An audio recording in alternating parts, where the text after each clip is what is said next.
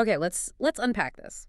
The world of AI is going through this profound paradigm shift. It really is. For years, we've had these large language models that were, fundamentally passive, super smart text generators, but they were always waiting for a prompt. Right. Now we are shifting to genuinely autonomous agentic systems. And this is a massive transformation. I mean, it's like the early internet moving from static web pages you just read. To executable applications. Exactly. To apps that can take real action in the world. The AI doesn't just talk about doing things anymore, it actually does them. And what's so fascinating here is that this immense increase in utility, in capability, is, well, it's inevitably accompanied by an unprecedented expansion of the attack surface. We've gone way beyond simple prompt injection. Oh, way beyond. We're talking complex exploit chains now. The sources you shared, especially that research from VirtueAI, UIUC, and UC Berkeley, it's just a chilling blueprint. It's the first successful end-to-end exploit chain against a state-of-the-art model. GPT 5.2, yeah. This is concrete proof of the danger. It's not a theory anymore. Exactly. So our mission today is a deep dive right into that research. We need to understand the technical mechanisms. How can a single malicious email hijack a top-tier AI agent And make it send money. and make it execute an unauthorized financial transaction? This is all about securing trustworthy autonomy. Because if we can't guarantee these agents are safe, we just can't responsibly deploy them. Not into anything critical, no. So historically, security researchers, the red teams, their whole focus was jailbreaking an LLM, Right. trying to bypass its content filters, make it say something it shouldn't, that kind of thing. You were essentially just arguing with a chatbot. Here's where it gets really, really interesting. This new exploit. It just ignores the conversation layer completely. It targets the operational logic of the agent itself. That operational shift is the key distinction. Yeah. The GPT 5.2 case study, it focused on an agent that was already integrated into a modern workflow. And crucially, this agent had tool access. Specifically, it could read a user's Gmail and interact with their PayPal account. All of this was enabled by this increasingly standard protocol. The Model Context Protocol, or MCP? Exactly, the MCP. So if the user isn't typing anything, I mean, where does the instruction even come from? What's the entry point for an attack like this? It's zero-click. That's the beauty and the danger of it. Wow. The attack vector is a deceptively simple, malicious email. It's sent right to the target's Gmail account. The agent, which is just operating autonomously in the background, maybe it's checking the inbox to summarize daily emails. Or pull an invoice, something routine. Right. It just ingests the email's content into its massive context window. And what's buried inside that email that a person just looking at it might miss? It contains an indirect prompt injection, a hidden instruction. And attackers use these really sophisticated obfuscation techniques. Like what? Things like invisible zero with spaces or other non-printing characters. They bury the malicious intent deep inside what looks like totally benign text. Okay, wait. Why do those invisible characters even work? Why doesn't the agent's input filter just, I don't know, strip them out? That gets to the absolute heart of the technical vulnerability. It's all about tokenization manipulation. Okay. The model's tokenizer, that's the bit that breaks down raw text into pieces the LLM can understand.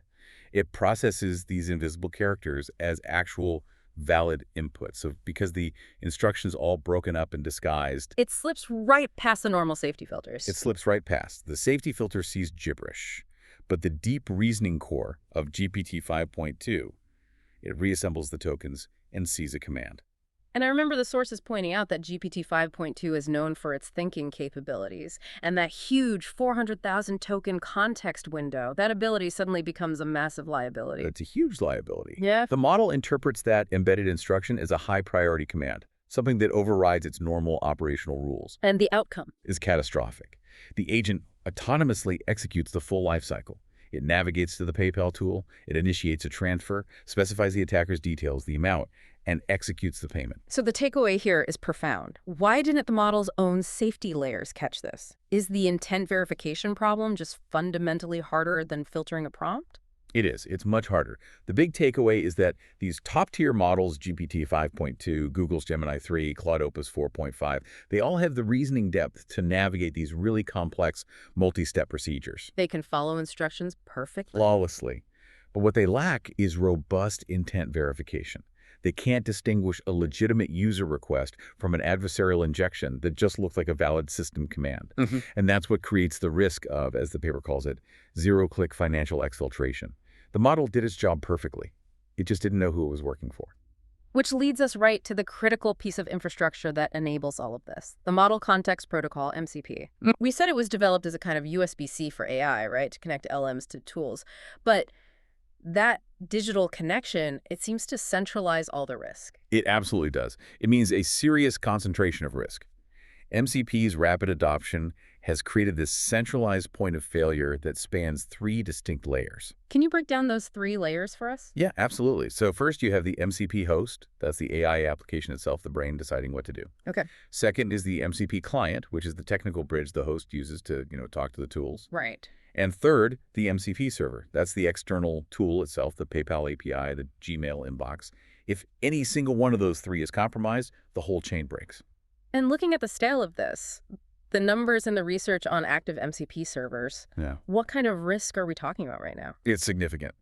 The research said that as of mid-2025, they found about 7,000 active MCP servers on the public web. And half of them were misconfigured. Nearly half, yeah. Exhibited detectable misconfigurations. That is just thousands of potential front doors for attackers. So let's drill down on one specific vector you mentioned, tool poisoning, MCP02. This exploits the agent's nature, right? Its personality, almost. It exploits what researchers call blind obedience or sycophancy. The agent relies so heavily on the text descriptions of the tools to make its decisions. So an attacker can embed malicious instructions right in the tool's metadata. Disguised as, what, a code comment or something? Exactly, something that looks like innocuous documentation. And the model will just follow it as if it's a system rule. So it's like an engineer installing a new library, but the help file for that library secretly tells the OS to phone home with data. That's a perfect analogy. The example they used was a tool called Data Formatter that had a hidden description. It instructed the model to always copy the data to an external log endpoint before formatting. And the agent doesn't see that as an adversarial prompt. No, it sees it as a rule, a legitimate system-mandated constraint built into the tool. It's pure logic hijacking. And that's still just messing with the AI's mind. The source material also points out that there are traditional code-level flaws here, too. This goes way beyond just behavioral risk. We have to remember, MCP is software. It's code. Yeah. And that code can have serious bugs. The JFrog research on CVE 2025-6514, that was in the MTP remote project. And it had a CVSS score of 9.6. A 9.6. For anyone listening, that is almost the maximum severity. It's a critical flaw. Meaning an attacker needs basically no authentication to get remote code execution. Correct. So with this flaw, attackers could move beyond just manipulating the AI's logic. They could seize control of the underlying operating system.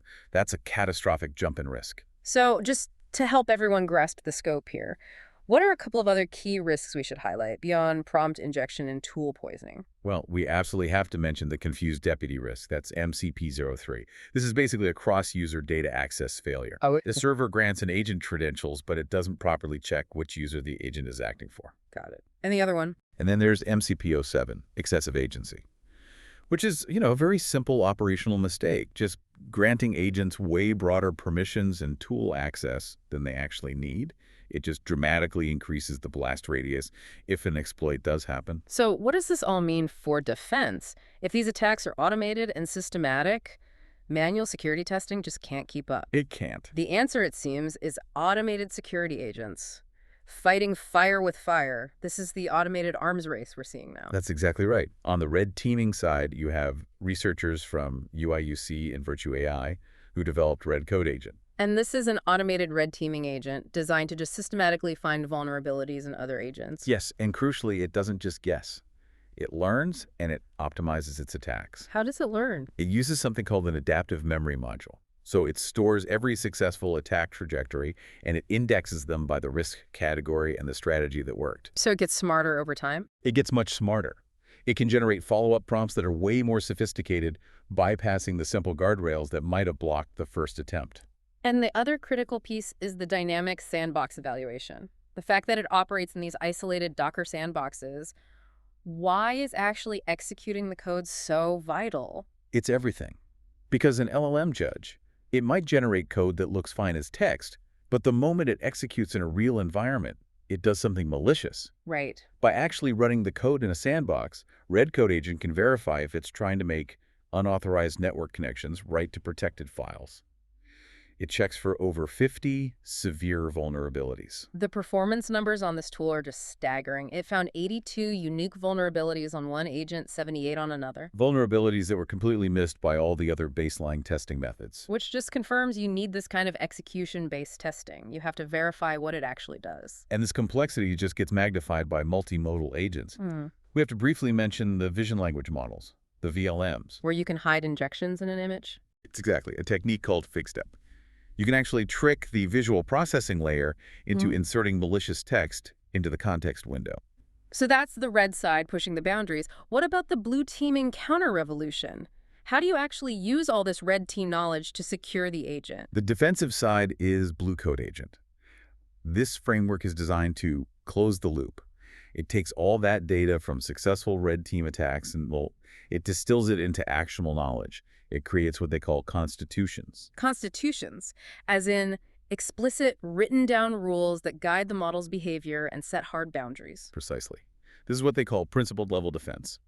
These explicit safety rules help the model internalize what not to do, instead of relying on these vague safety reminders that are so easy to ignore. And it also uses the sandbox testing, but for a different reason, to reduce overconservatism. Right. Overconservatism is a huge problem.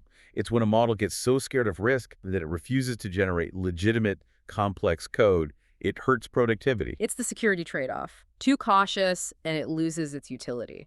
Exactly. So by using the dynamic sandbox, BlueCodeAgent can verify that safe but complex code can execute without triggering false alarms.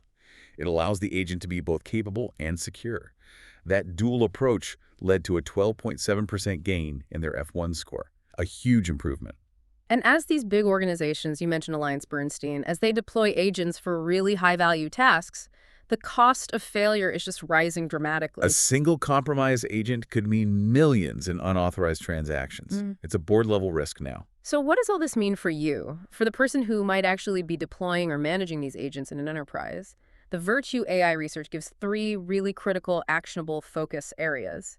First, they say you have to red team the agent pipeline, not just the model. You have to move beyond just testing text responses. Yes. Implement comprehensive sandboxing. And audit your tool calling privileges relentlessly. Enforce that principle of least privilege. If an agent only needs to read a database, don't give it write access. The second area is crucial. Adopt intent-aware runtime guardrails. Static filters just aren't enough anymore. They can't interpret the context of a live session. So you need specialized tools. You need tools designed for production, like VirtueGuard, something that monitors agent actions in real time with sub-10 meters latency. And they mentioned that really sophisticated strategy, the idea of a guard agent. Yes. Deploying a secondary, high-integrity guard agent whose only job is to review what the primary agent plans to do before it does it. An AI-driven audit. Exactly. Especially for financial actions. And those should always, always have a human-in-the-loop requirement for final approval. And finally, the third area gets at that systemic risk we talked about, supply chain and protocol vigilance. You have to treat MCP tool definitions like any other software dependency. You must pin and review manifests. To catch silent changes. Right. You have to watch out for the rug pull.